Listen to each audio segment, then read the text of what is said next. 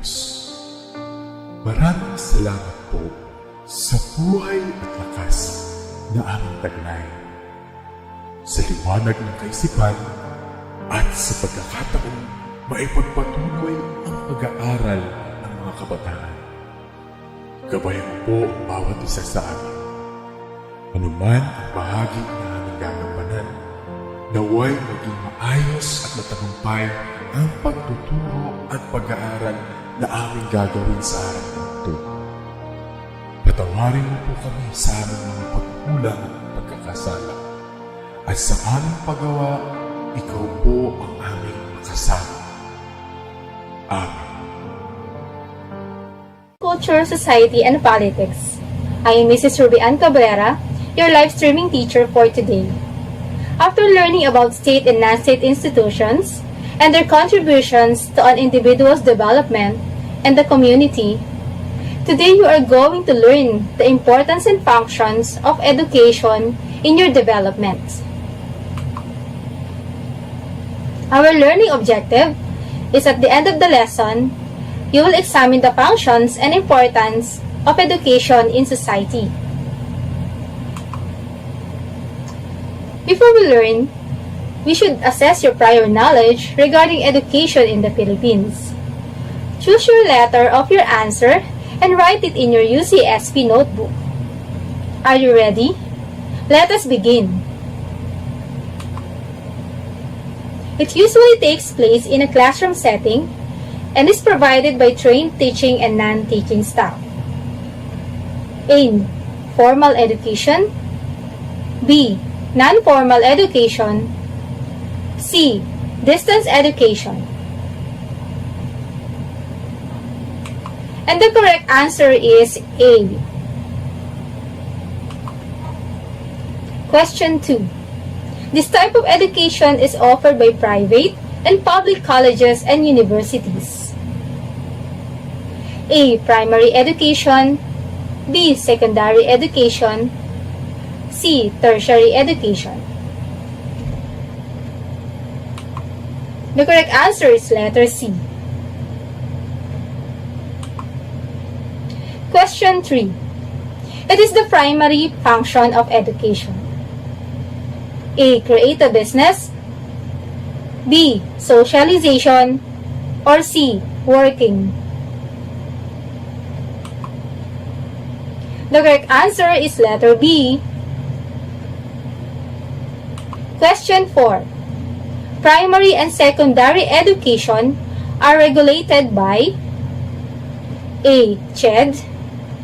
B. TESDA. C. DepEd. Of course, the correct answer is letter C. Question 5. It is an organized educational activity that takes place outside the formal setup. It has no age limit. Even adults can take part. A. Non-formal education. B. Vocational education. Or C. Special education. The correct answer is letter A. Great job! Thank you for participating in our pre-test. Let us now discuss the system of education in the Philippines.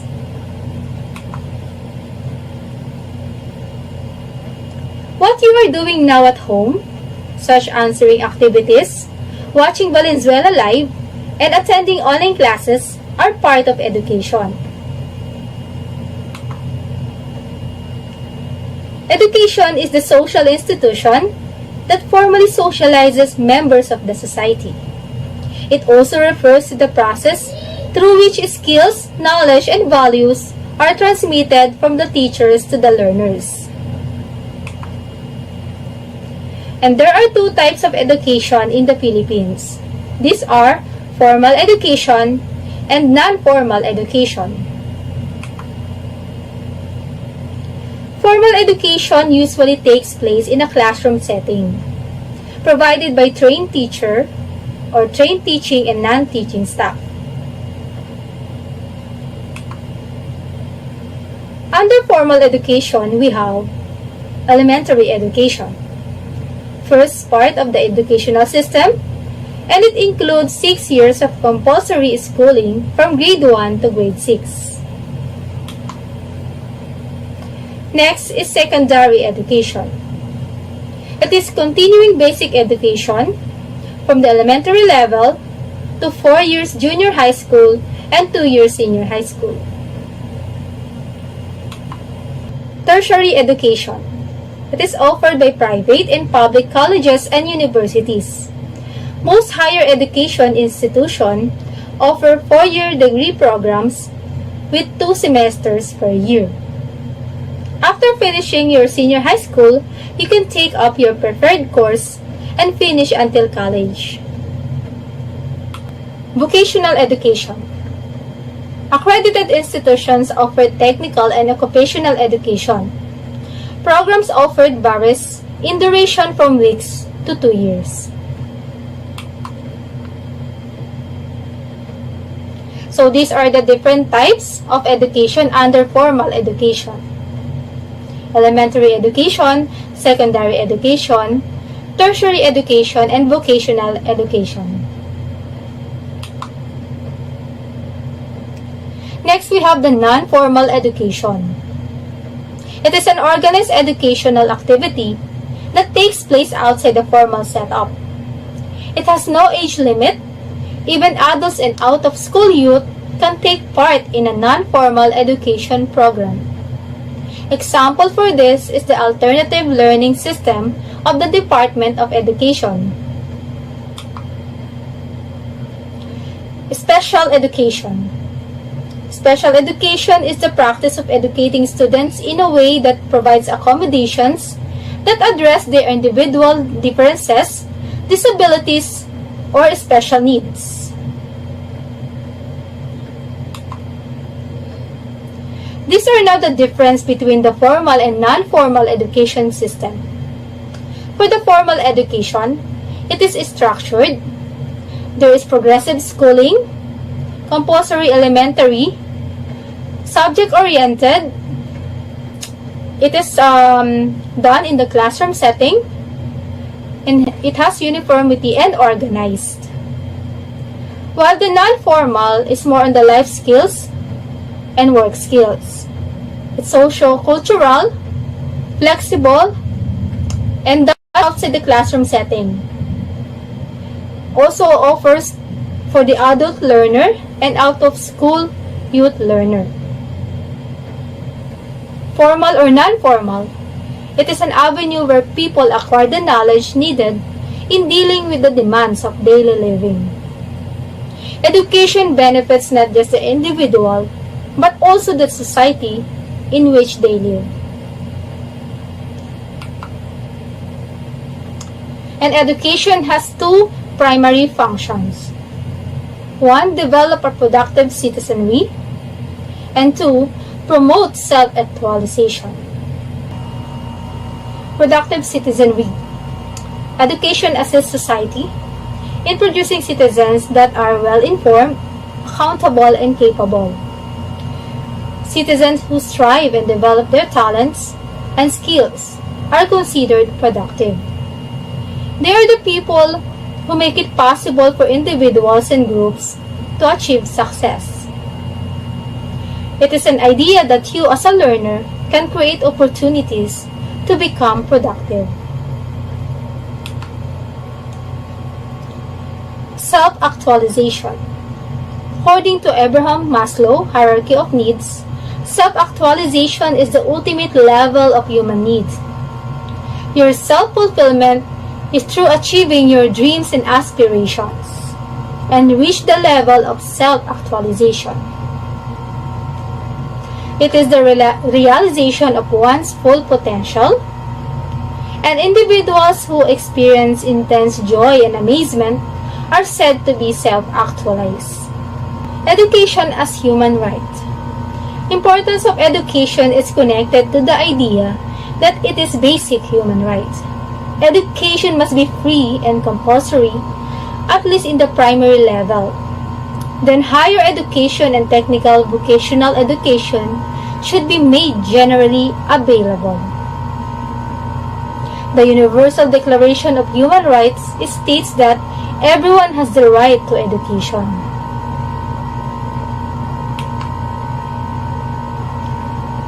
Nevertheless, in the statement of the United Nations Educational, Scientific, and Cultural Organization or UNESCO, education is a fundamental human right and essential for the exercise of all other human rights regardless of race, gender, and conditions in life.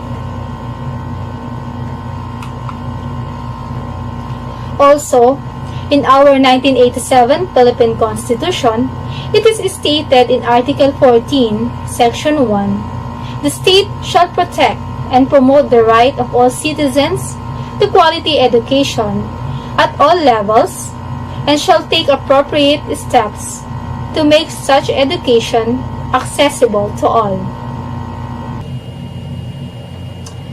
Education is one of the most affected sectors in the COVID-19 pandemic. The challenge now is to deliver quality education. It is the focus of every country. We all know that education is important. That is why even during pandemic, we are attending classes through blended learning.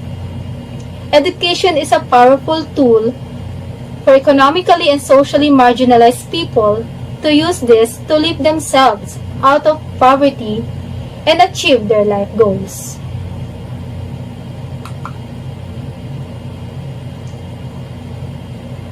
To summarize the discussion, in this lesson you have learned the systems of education in the Philippines, the formal and non-formal education. You learned that the main functions of education are to develop productive citizenry and to promote self-actualization. You have learned that even during this pandemic crisis, we can have quality education so that you can still develop the 21st century skills necessary for a lifelong development. And education is very important in our society as it is our basic human right. Let us now proceed to our short assessment. You may write your answers in your notebook. Read and understand the statement carefully.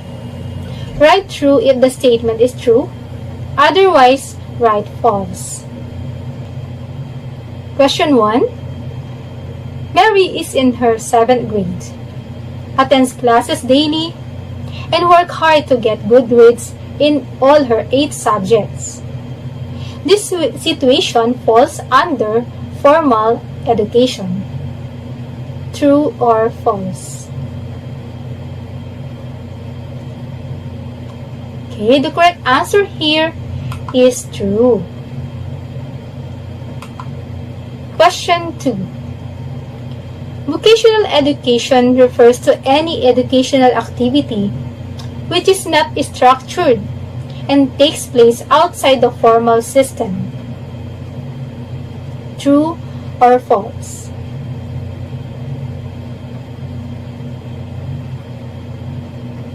The answer is false because it is non-formal education. 3. Productive citizenry refers to the idea that a person can create opportunities to become productive. True or false?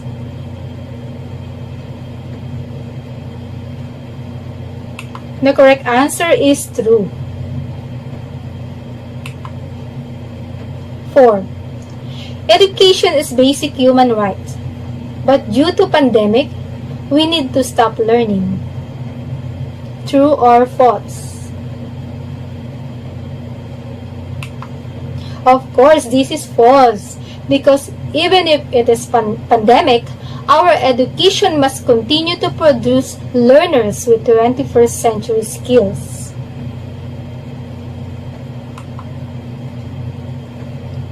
5. Self-actualization also means a desire for self-fulfillment, where you achieve your dreams and aspirations. The correct answer is true. Thank you for participating in our assessment. We will now proceed to your assignment.